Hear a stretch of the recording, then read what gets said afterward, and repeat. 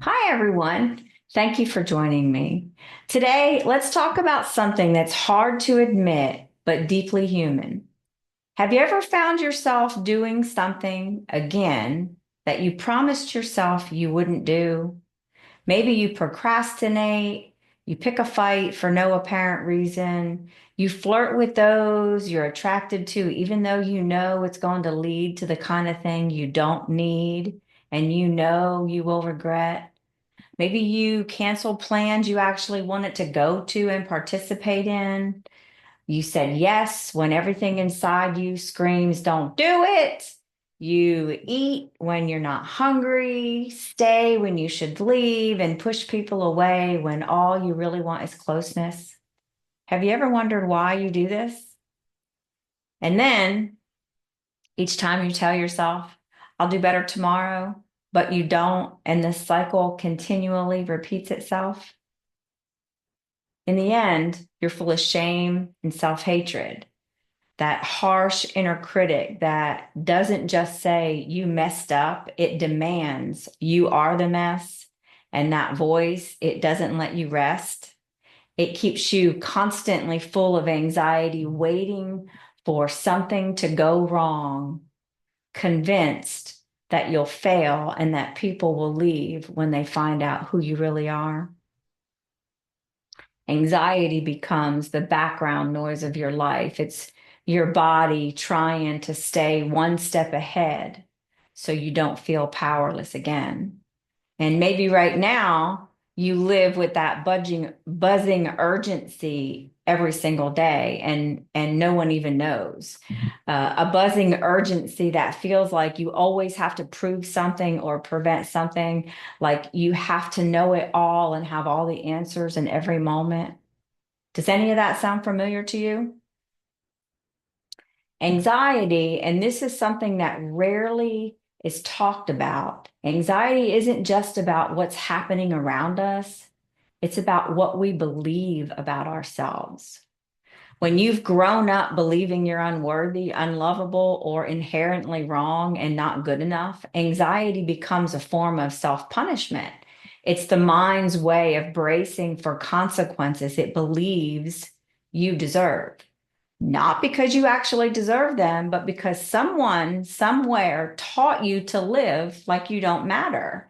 And beneath all of it is a deep, unspoken self-hatred directing our life, a belief that we don't deserve peace, that something is fundamentally wrong with us, and that no matter what we do, it'll never be enough.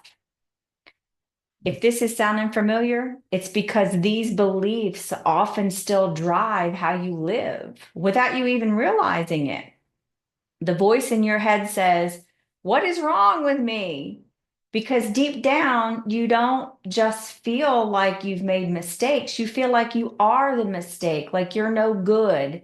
And that's the root of it all. If you've been there, if you are there now, this video is for you. Self-defeating behaviors are not a character flaw. They're not proof that you're broken. What would happen if you didn't blame yourself? I actually asked myself a question on those lines as a teenager in a moment of deep hurt and reflection. And what I've learned over the years in my journey is that these self-defeating behaviors, they're survival strategies, trauma responses. They are coping mechanisms we developed when we were young and vulnerable, when we didn't have any better options, when we lacked the wisdom to know better. These behaviors, these responses, they may be hurting you now, but they once protected you, and that is why they are still there. None of this is your fault. It's how you survived. And the good news is you can begin learning new ways to protect yourself. That starts with building a relationship with yourself rooted in compassion. Start by noticing your inner critic, not to fight it, but to gently question it. Ask yourself, is this voice protecting me or punishing me? Is this fear based on this moment or what happened way back then? Even the act of pausing to notice is a deep step towards healing. If we haven't met, I'm Carrie McKenna Reese. I'm a trauma recovery coach, a survivor of complex trauma, and someone who has spent years doing the deep inner work to understand how the past shows up in the present and how we begin to reclaim the parts of ourselves we abandoned just to survive. What I teach now, I've lived, and today I want to talk to the part of you that might quietly believe and be saying, I am the problem. It's the part of you that carries this unbearable feeling that deep down you're just no good. Now, let's be honest, the hardest battles are the ones we fight against ourselves. It's not always in the form of some massive failure. Day to day, it's those subtle, quiet whispers in the back of your mind in the moments that no one else sees. The loving message from your soul that you barely notice and dismiss before the unhealed trauma of your past kicks in and takes over the show. It's the long pause you never allow yourself to have before making an important decision. It's the small, seemingly insignificant ways you undermine your intuition, never following your gut. It's the things you delay, ignore, or dismiss, even when some part of you knows it matters, and it matters a lot. And the thing is, none of it feels like sabotage. That's the real danger. That's how unhealed trauma, what you have survived, keeps traumatizing you because it doesn't feel like sabotage.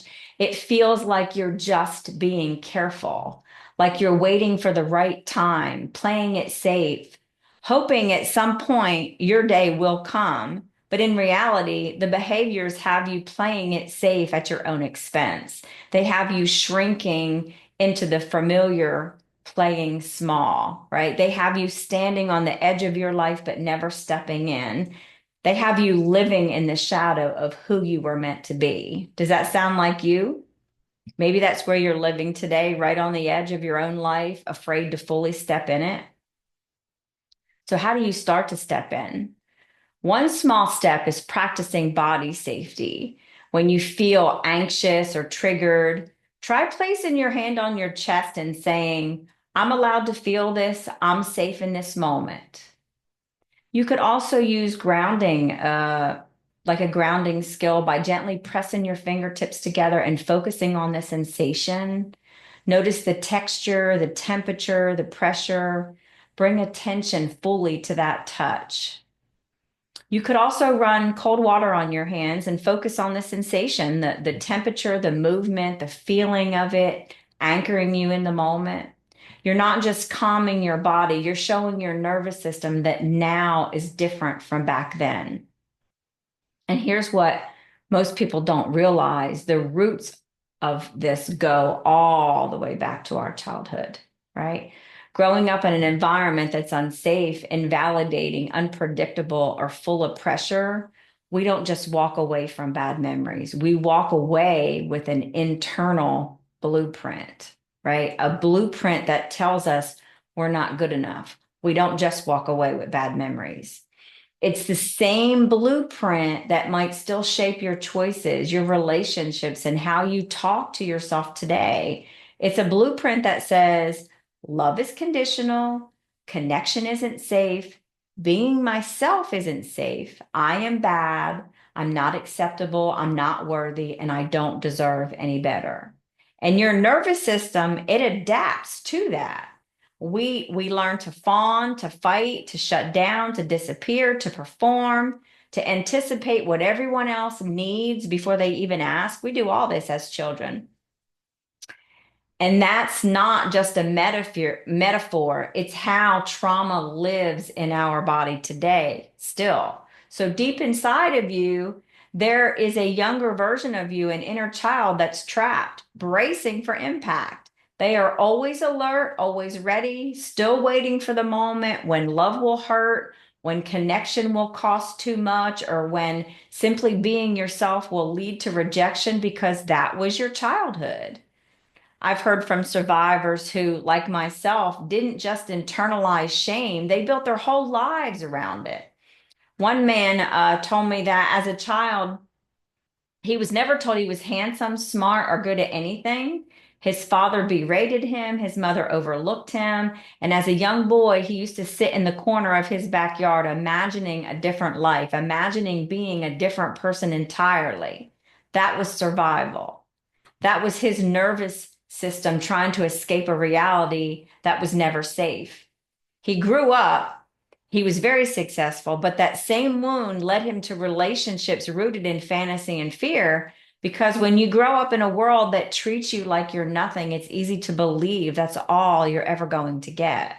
Even when you crave real love, you don't know how to let yourself have it.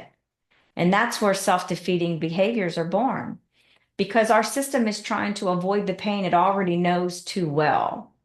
Rejection, failure, humiliation, loss, powerlessness.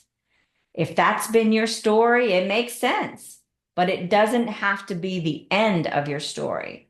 Healing begins the moment you start naming your patterns without shame and begin practicing new ways of showing up for yourself. Not perfectly, just consistently. Boundaries, breath work, telling your truth, writing it down, not just writing it down, speaking your truth, even when your voice shakes. These are not just skills, they're acts of reclaiming your power, your life, and you can learn them one moment, one decision, one new pattern at a time. Think about it this way. What if I told you these patterns aren't proof of weakness, but evidence of your strength? What if the part of you that pushes people away is trying to protect you from being abandoned? What if the part that procrastinates is terrified of not being good enough, no matter how hard you try? And what if that's been you for years and no one has ever named it? What if this is your internal blueprint? What if every self-defeating behavior is your nervous system saying, please don't make me feel powerless again? Learning this was the turning point for me when I finally understood that my behaviors were never about weakness, but about protection. It changed everything. When things make sense, we stop fighting ourselves and we start deeply looking at ourselves, understanding ourselves, and we start healing. One of the most powerful tools is self-inquiry. Ask yourself, what am I truly afraid will happen if I stop this pattern, if I honor myself? Where did I learn that for me, safety and love had to be earned? And what part of me still believes I don't deserve peace? When we dare to ask ourselves, we begin to rewrite the answers we were given as children. These behavior signatures of trauma show up in everyday life, and most people don't even realize it. I call these patterns behavior signatures of trauma because trauma leaves an imprint on how we act, react, and relate to others. They're not flaws, they're survival codes your nervous system learned to follow. We ghost people who care about us because connection feels unsafe. We downplay our accomplishments so no one expects too much of us. We apologize or over apologize for things that aren't even our fault. We obsess over how people perceive us, every text, every silence, every change in tone. We sabotage our own progress just when things start going well. We cling too tightly or we run the moment things get real. We numb out with scrolling, substances, fantasy, or busyness, anything to not feel what's underneath. We pretend we're fine, strong, chill, unbothered, when really we're barely holding it together. Maybe that's exactly how you've been getting through this week, telling everyone you're okay when inside you're barely breathing. If you've recognized yourself in any of these, take a deep breath. It doesn't mean you're broken. It means you've been surviving your entire life, and now your system is asking you for something more. I know these patterns because I've lived them. I used to think I was someone who just couldn't get it together, which surprised everyone who knew me when I finally said it out loud because I am so extremely organized. I'd start something meaningful and then abandon it halfway through. I'd shut people out before they could leave me. I'd fall into cycles of overworking, overgiving, overthinking, and then burn out and crash. But it wasn't failure, it was fear. Fear disguised as hesitation, perfectionism, caution, because that's the thing about self-sabotage. It doesn't feel like you're falling apart. It feels like you're protecting yourself. But protecting yourself from what? Failure, disappointment, authentic connection, unconditional love, or maybe from being the version of you that no longer looks back, the version that chooses authenticity over fear and love over survival. That version of you doesn't hesitate to follow your instincts. They don't wait for permission to love and honor you. They don't shrink to fit what you've outgrown. They step forward to meet you where you consciously, authentically are, and so you can. This is the path to healing, not by force, not by perfection, but by trusting yourself enough to stop running from what you're scared of. It's making the choice to honor you. Self-sabotage is not failure. It's just fear trying to keep you safe, but you don't have to live in a space of fear anymore. Meet your fear with love. Meet your judgment with compassion and your hesitation with curiosity. If you've lived with anxiety, with self-hatred, with that relentless pressure to fix yourself, you didn't choose this pain. It was wired into you by experience. You never should have had to survive. But you did survive. And now it's time to heal that part of you that thinks survival is all you're allowed to have. You don't need to be fearless to move forward. You just need to stop mistaking fear for truth. The life you long for isn't beyond you, it's waiting for you to say yes, right? The only thing between you and the life you want is the moment you choose to stop shrinking and start honoring yourself. You heal by practicing new choices. You show up with care for the parts of you that still feel scared, still want to hide, still think they have to earn love to survive. Healing doesn't happen all at once. It happens in moments, moments when you stay instead of flee, moments when you rest instead of push, moments when you speak instead of silence yourself. So when you notice that moment, when you're about to silence yourself or run, pause. That moment matters more than you know. These are your turning points. These are your revolutions. You are not the mistake. You never were. Deep down, maybe you've always felt unworthy, but that's not the truth.